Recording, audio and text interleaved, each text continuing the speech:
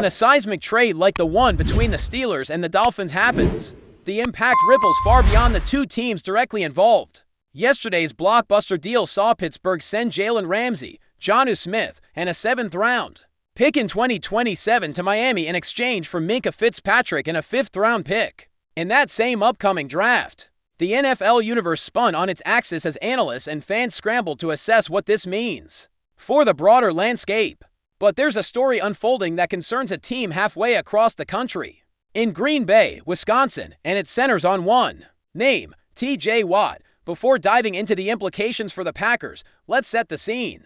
The Steelers have just stocked their secondary with one of the top corners in the league in Ramsey, and they got a boost on offense with Smith. All of that came at the cost of Fitzpatrick, who leaves behind a defense anchored by his presence and multiple interceptions.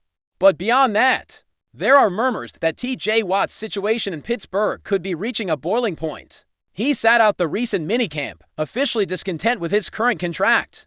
And according to ESPN's Adam Schefter, multiple teams have already inquired about his availability. Pittsburgh, though, has offered zero indication that they're ready to part ways. The signal here is mixed but unmistakable, with Ramsey and Watt could be on the block. That brings us to Green Bay. The thought is tantalizing. Watt, born in Pewaukee, Wisconsin, played college ball at Wisconsin-Milwaukee and Wisconsin-Oshkosh before becoming an NFL household name. A return home would be storybook. And if Pittsburgh is serious about trading him, the stars might align for the Packers to make a splash. But would they actually pull the trigger?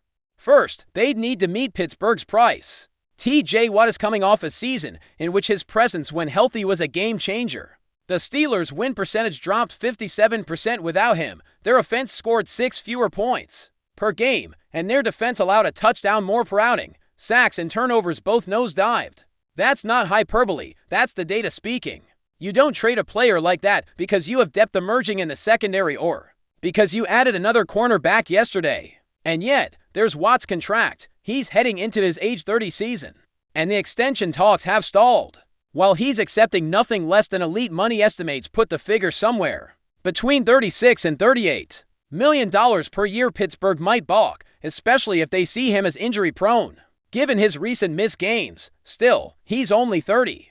The narrative that a player at his age is past his prime doesn't hold up when you watch him play. The best ever was Reggie White, who arrived in Green Bay at the age of 31 and proceeded to anchor one of the NFL's most fearsome defenses, helping the Packers claim a Super Bowl. White's dominance continued well into his mid-30s. He piled up 34.5 sacks in 6 seasons, and in 1998, at age 37, he posted 15.5 sacks. Age didn't slow him down, and the same could be true for Watt, particularly if he lands in a system with smart coaching, rotation, and an elite support cast. That brings us to the Packers' current defensive front. On paper, it's already impressive. Rashan Gary and Devontae Wyatt are firmly established on the edge, and Kenny Clark remains a force inside. The addition of Baron Browning and rookie Yari Liss has added versatility. Add Watt to that group, and you have a pass rush that could legitimately be the best in football. Imagine Watt taking one side of the line, Gary the other, and Wyatt or Clark collapsing the pocket from the interior. The pressure would be relentless, and the quarterbacking targets across the division would quake before facing it twice a season. Yet, acquiring Watt wouldn't be simple. Pittsburgh wouldn't just ask for draft capital, they'd demand a player or two of value, and Green Bay's roster composes a few interesting trade chips. Lucas Van Ness, the 2nd-round pick who flashed early promise with his speed and burst, might be attractive. The question becomes, would the Steelers rather flip Van Ness for Watt's second contract? Or could the Packers offer a younger offensive weapon like Romeo Doubs or Dwayne Eskridge instead? Doubs, in particular, has chemistry with Jordan Love, having played together at Nevada, and boasts the youth and upside Pittsburgh might find appealing. The offer would also have to include draft picks, likely a 2nd or 3rd-rounder, to tip the scales.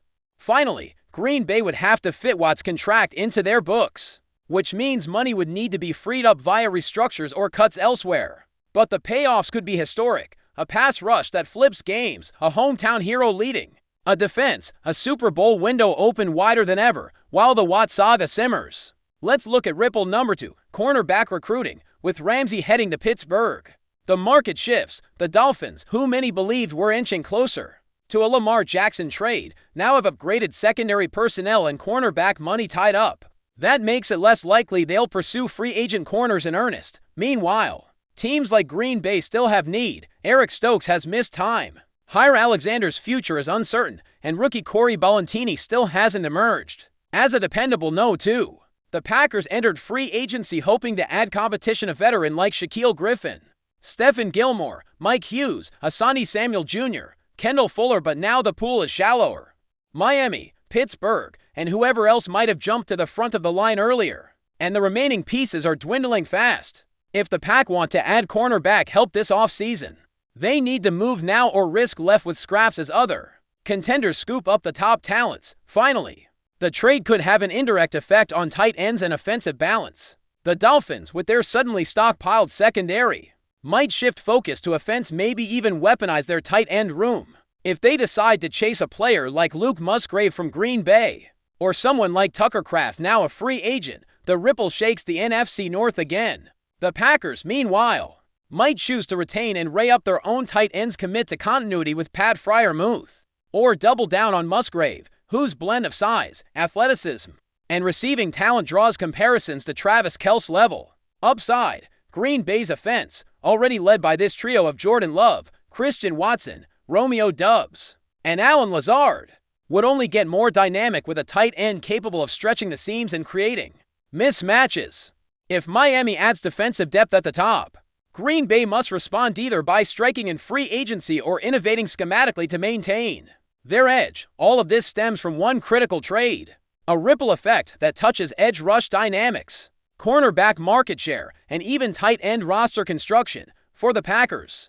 The question now becomes whether they're willing to make bold moves, including a potential blockbuster trade for Wator, whether they'll pivot into smaller scale acquisitions to bolster their depth chart. The clock is ticking. Training camp starts in just a matter of weeks, and the roster needs shape.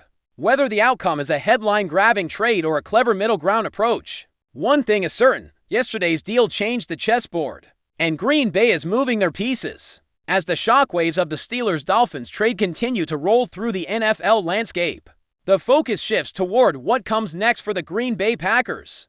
With T.J. Watt potentially on the trade block, the door is cracked open for Green Bay to step into the spotlight. But while Watt would be a generational addition, the reality is more layered than just adding a star edge rusher. The Packers front office must now evaluate the secondary effects of this entire transaction and how it could impact their strategy heading into the final stretch of the offseason. One of the biggest shifts now sits in the competitive atmosphere surrounding free agents. With Ramsey gone to Pittsburgh, Miami becomes even more desperate to patch the holes left behind. One of those holes is at cornerback, and the other is glaringly at tight end. That opens up a market race with Green Bay for what's left of the available talent as we speak. A handful of reliable veteran corners are still on the board, guys like Stephon Gilmore, Kendall Fuller, and Mike Hilton. Each of them offers leadership, experience, and a decent ceiling for one more solid season. The problem now is that Green Bay is no longer bidding alone. Miami has officially entered that sweepstakes, and any sense of urgency just multiplied. If the Packers have any serious interest in upgrading their cornerback room, and they should, considering depth and injuries, they can't afford to wait. But before we continue, don't forget to subscribe to our channel and hit the like button on this video. Your support helps us keep bringing you the latest updates on the Green Bay Packers. And don't forget to share your thoughts on the news in the comments below. Whispers are starting to echo through the NFL rumor mill, and they all seem to be pointing in one direction: the potential departure of star cornerback Jaire Alexander from the Green Bay Packers. While nothing has been confirmed, recent developments, both on and off the field, have sparked speculation that the former Pro Bowler's days in Green Bay might be numbered. Alexander, who has been a cornerstone of the Packers secondary since being drafted in the first round in 2018, remains one of the league's premier lockdown corners when healthy. His speed, agility, and ball-hawking instincts have made him a fan favorite and a critical piece of the Packers' defense. However, sources close to the team suggest that tensions may be brewing beneath the surface, possibly related to contract expectations, leadership dynamics, or even a shift in defensive philosophy under the current coaching staff. The Packers' front office has been largely silent, but the team's recent moves in the draft and free agency indicate they may be preparing for life without Alexander. The addition of young defensive backs and the emphasis on depth in the secondary raise eyebrows. Could Green Bay be quietly setting the stage for a major roster shakeup? League insiders believe that several teams are closely monitoring the situation. A corner of Alexander's caliber would immediately elevate any defensive unit, and contenders, hungry for a playoff push, might be willing to pay a steep price. Some even speculate that preliminary conversations could be taking place behind closed doors, as front offices weigh trade scenarios that would make sense both financially and strategically. For now, it remains just that, speculation.